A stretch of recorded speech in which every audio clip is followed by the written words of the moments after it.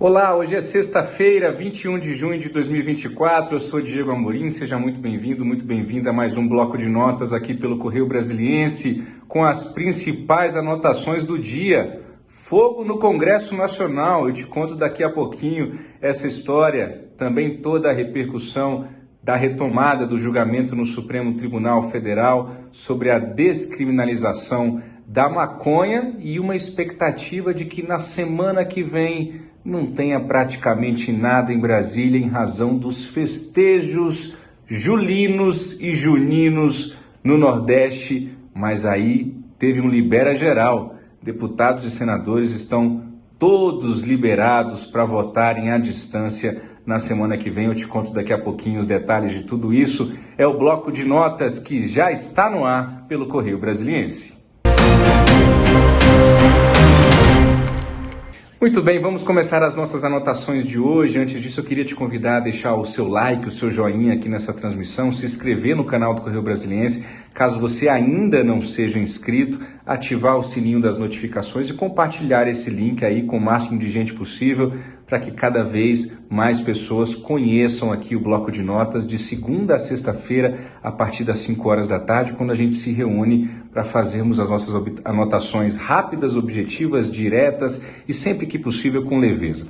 Eu começo falando para você hoje do julgamento no Supremo Tribunal Federal, que foi retomado ontem, suspenso mais uma vez, e que trata da descriminalização do porte da maconha. O placar desse julgamento está em 5 votos favoráveis à descriminalização e 3 votos contrários. A novidade que nós tivemos ontem, o fato novo, foi o voto do ministro Dias Toffoli, que entendeu que o artigo da Lei de Drogas sobre entorpecentes para consumo próprio deve ser mantido válido.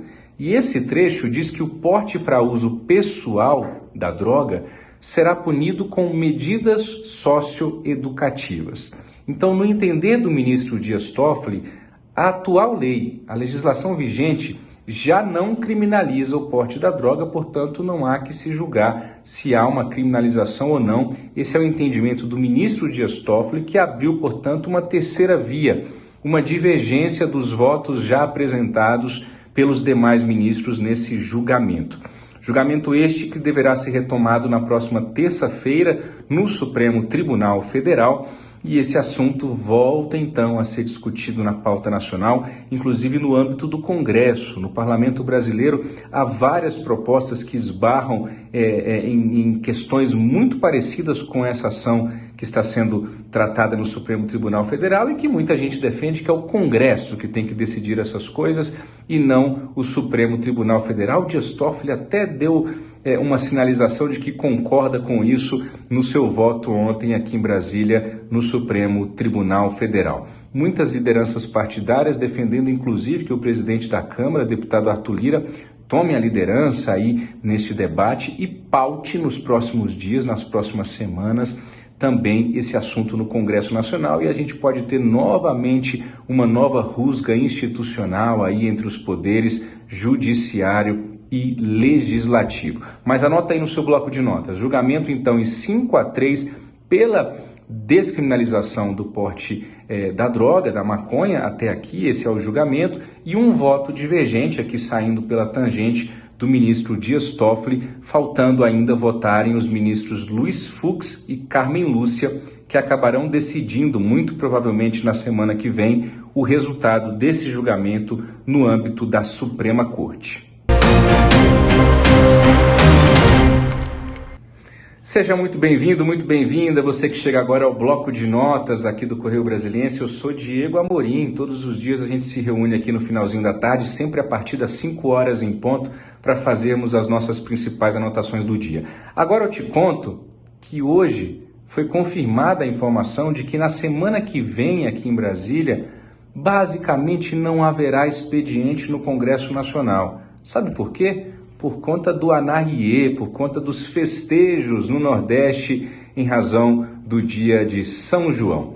Inicialmente a ideia era que essa folga, essa possibilidade de os deputados e os senadores não precisarem vir a Brasília na semana que vem, se restringissem somente aos parlamentares dos estados do Nordeste. Mas aí o presidente do Congresso Nacional e do Senado, o senador Rodrigo Pacheco, acabou liberando todo mundo. Isso criou um precedente e o presidente da Câmara também, Arthur Lira, decidiu liberar todo mundo. Então, na semana que vem, você vai estar trabalhando? Eu vou estar trabalhando. Os deputados e os senadores estarão liberados e não precisarão vir a Brasília, poderão ficar nas suas bases eleitorais, onde quer que eles estejam, e em caso de sessões ordinárias, em caso de sessões deliberativas, eles poderão participar e mesmo votar de maneira remota. Isso é um costume, é uma tradição até mesmo, é algo que a gente não pode se acostumar e não deixar de ver isso até com uma certa indignação, é a minha opinião sobre esse tema, mas é algo muito recorrente. Todo ano chega a época de festa junina, parlamentares são liberados para não virem a Brasília, ainda mais no ano de eleições municipais, como é o caso de 2024. Nós temos o pleito aí nos municípios no próximo mês de outubro. Há quem defenda que nessas festas os parlamentares trabalham muito mais do que se estivessem em Brasília, porque fazer política não é somente estar no parlamento. Tem todo aí uma narrativa também para sair em defesa dessa folga que os parlamentares receberão na semana que vem. Fato é que eles vão estar lá tomando um quentão, comendo uma canjica. Eu espero que eu e você também em algum momento possamos fazer isso nestas semanas, mas a gente não vai deixar de trabalhar por conta disso, diferentemente dos nobres e excelentíssimos deputados e senadores da República. Muito bem, agora eu trago para você algumas declarações que o presidente Lula deu nesta sexta-feira em entrevista no Nordeste, ele que está cumprindo agenda na região. O presidente Lula comentou, por exemplo, aquela anulação de um leilão para importar arroz em meio à tragédia sem precedentes no Rio Grande do Sul por conta das enchentes por lá. Decidiu-se que se iria importar arroz, trazer arroz de fora do Brasil para segurar o preço do grão, mas o governo, nas últimas semanas, nós trouxemos aqui essa notícia no bloco de notas do Correio Brasiliense, acabou decidindo por anular esse leilão depois de uma suposta irregularidade. Das 4 empresas que venceram o leilão, minha gente, 3 não eram sequer do ramo. Uma era uma lojinha de queijo, não tinha nada a ver essa empresa, pelo menos a princípio, que as investigações prossigam, fazer uma importação de arroz. Hoje o presidente Lula tocou nesse assunto de maneira mais aberta pela primeira vez e disse que a anulação do leilão se deu por conta, nas palavras do presidente da República, de uma falcatrua de uma empresa. Ele disse o seguinte, abro aspas, tivemos anulação do leilão porque houve uma falcatrua numa empresa. Foi exatamente isso que disse o presidente da República na entrevista à Rádio Meio Norte do estado do Piauí. Isso contrapõe uma declaração recente do ministro da Agricultura, Carlos Fávaro, que em todo momento evitou falar em irregularidades durante o anúncio da anulação desse leilão no início do mês de junho. O presidente Lula, nessa mesma entrevista, também sobre este assunto, disse que o governo vai financiar a produção do arroz para fazer de tudo e segurar o preço depois da tragédia no Rio Grande do Sul. E por que isso tem a ver uma coisa com a outra? Porque o Rio Grande do Sul é o principal estado produtor de arroz no Brasil. Também sobre essas declarações de hoje do presidente Lula, anota aí no seu bloco de notas, ele comentou um projeto que libera geral a jogatina no Brasil, incluindo cassinos, bingos e até jogos de azar, tudo isso, mas jogo do bicho. Até jogo do bicho está sendo liberado por esse projeto que passou nesta semana na Comissão de Constituição e Justiça do Senado, a CCJ, ainda precisa passar pelo plenário. E o que o presidente Lula disse sobre isso? Que se o Congresso aprovar esse projeto e tiver acordo, não tem por que não sancionar. Não tem por que o Palácio do Planalto não validar aquilo que o Congresso decidir sobre a liberação da jogatina, assunto também para as próximas semanas, e nós ficaremos de olho aqui no bloco de notas do Correio Brasiliense.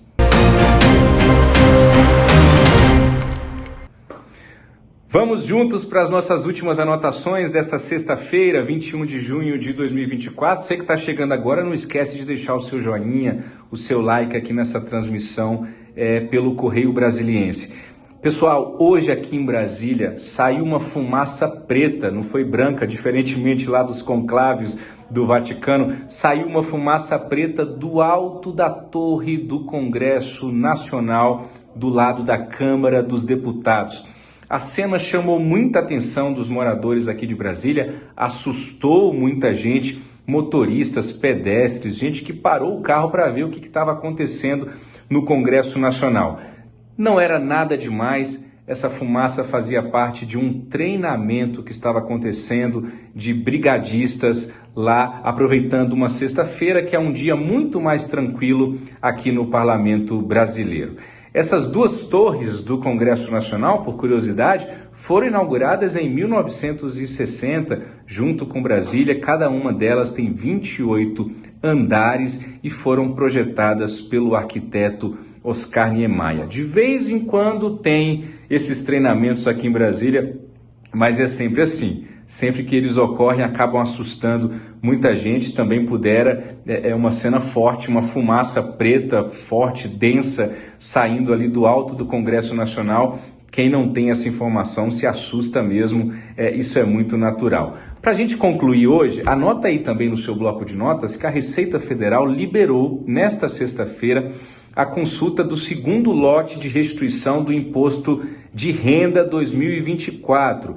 Este lote contempla também restituições residuais de exercícios anteriores. Então, se você tiver alguma restituição a receber, fique atento, entre aí no aplicativo Meu Imposto de Renda ou no site www.gov.br/Receita Federal, consulta a sua restituição, informa o seu CPF, data de nascimento, vai que você tem um dinheirinho para receber aí na próxima leva de restituição do Imposto de Renda. Com isso, a gente conclui as nossas principais anotações desta sexta-feira, 21 de junho de 2024. Muito obrigado pelo carinho da sua companhia e pela sua audiência ao longo desta semana. Eu sou Diego Amorim e o Bloco de Notas vai ao ar de segunda a sexta-feira, sempre a partir das 5 horas da tarde, com as principais anotações daquilo que de mais importante aconteceu no dia.